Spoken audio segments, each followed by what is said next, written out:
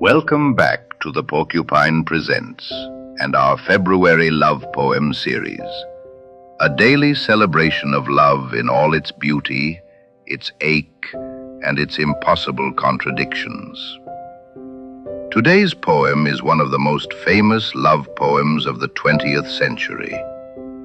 Poem 20, Tonight I Can Write the Saddest Lines, by Pablo Neruda, from his early collection, 20 Love Poems and a Song of Despair. This is a poem written in the long shadow after a great love, the kind of love that shapes you and then haunts the places it leaves behind.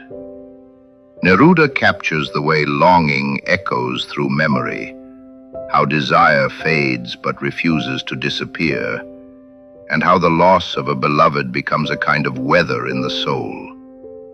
It is tender, mournful, conflicted, and achingly human, a reminder that love's intensity often outlives the relationship that sparked it. Let's listen.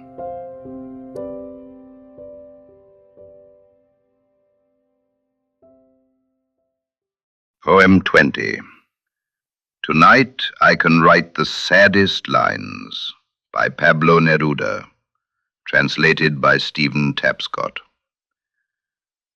I can write the saddest verses of all tonight. Write, for instance, the night is full of stars, and the stars, blue, shiver in the distance.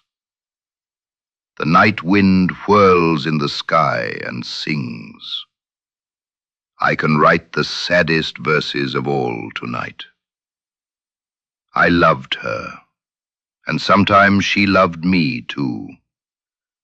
On nights like this, I held her in my arms. I kissed her so many times under the infinite sky. She loved me, sometimes I loved her. How could I not have loved her large, still eyes? I can write the saddest poem of all tonight. To think I don't have her, to feel that I've lost her, to hear the immense night, more immense without her, and the poem falls to the soul as dew to grass. What does it matter that my love couldn't keep her? The night is full of stars, and she is not with me. That's all. Far away someone sings, far away. My soul is lost without her. As if to bring her near, my eyes search for her. My heart searches for her, and she is not with me. The same night that whitens the same trees. We who were, we are the same no longer. I no longer love her, true, but how much I loved her.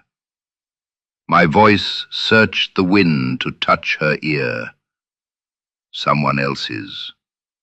She will be someone else's, as she once belonged to my kisses, her voice, her light body, her infinite eyes. I no longer love her, true, but perhaps I love her. Love is so short and oblivion so long. Because on nights like this I held her in my arms, my soul is lost without her. Although this may be the last pain she causes me, and these may be the last verses I write for her.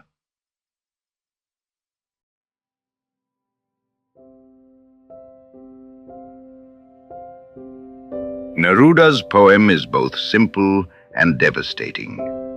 A lover turning over memories like stones, unsure which ones still carry heat.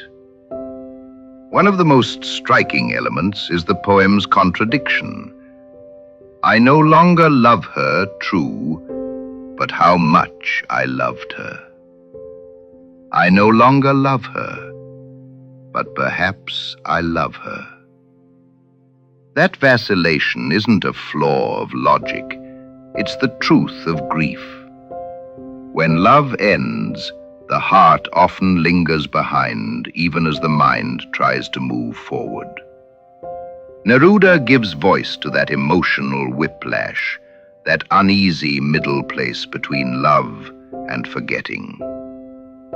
Another powerful thread is how he binds the natural world into the loss, the stars, the night wind, the trees. The universe continues its quiet motion, while the speaker sits in a moment that seems to have no end. This creates the feeling that heartbreak is both deeply personal and cosmically indifferent.